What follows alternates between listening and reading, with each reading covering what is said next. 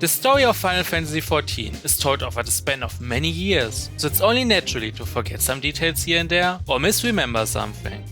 You took everything from me. I don't even know who you are. You could just replay everything with New Game Plus, but nobody got time for that.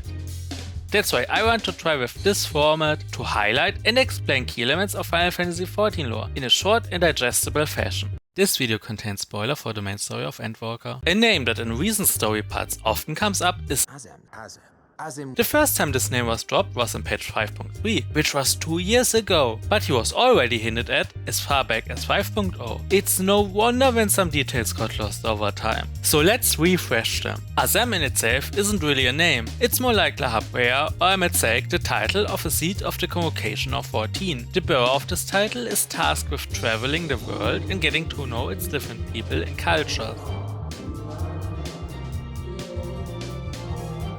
We learned in Endwalker that Venar had this title before she retired. Venar is her name, and she is the previous Azem. But most of the time when we hear about Azem, it's about her successor. You look well, less so, Emet-Selch. You must make an effort to frown less often. Easier said than done, thanks to your unruly successor. This person had the heart of an adventurer, and whenever they encountered a problem, they would solve it on their own, without consulting the Convocation first. Sometimes they were even like, I recognize the council has made a decision, but given that it's a stupid-ass decision, I've elected to ignore it. If a task was too difficult for a single person, he would call upon his friends. Rushed headlong into a volcano on the brink of eruption just the other day. I should be glad to share the tale in its entirety later, if you're so inclined. We don't really know what he did in the final day, only that he opposed the summoning of Zodiac, which led to him being branded as a defector, and that he wasn't involved in Hydaelyn summoning either.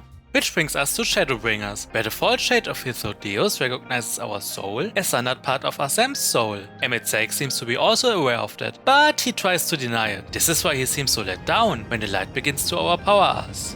What a disappointment you turned out to be.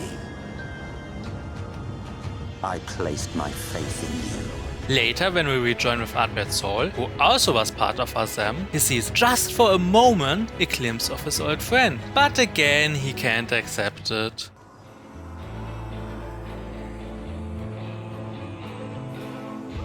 No, it can't be. Ah, that trick of the light. You are a broken husk, nothing more.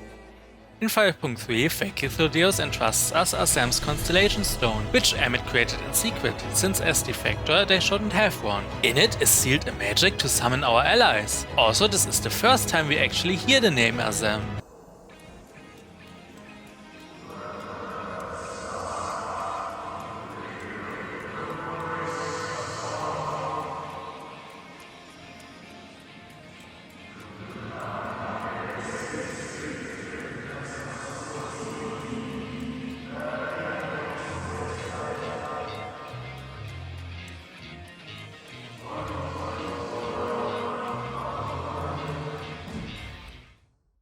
In Endwalker we meet the real Hythlodeus on the moon. He too recognizes us as his neo-old friend.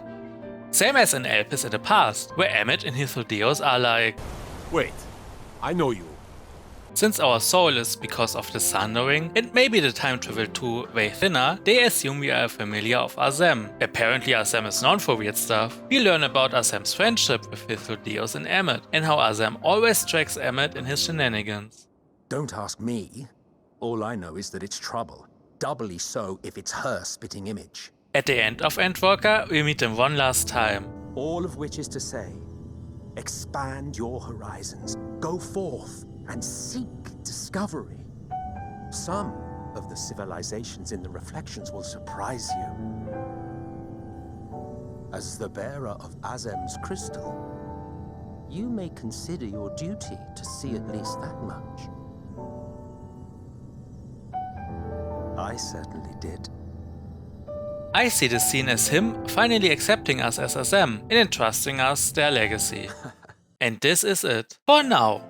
Azem is involved in the ongoing Pandemonium Raid series, so who knows what comes out of that. Also, they make an appearance in one of the Shadowbringers short stories. Link is in the description. You should really check them out if you haven't already. Rushed headlong into a volcano on the brink of eruption just the other day.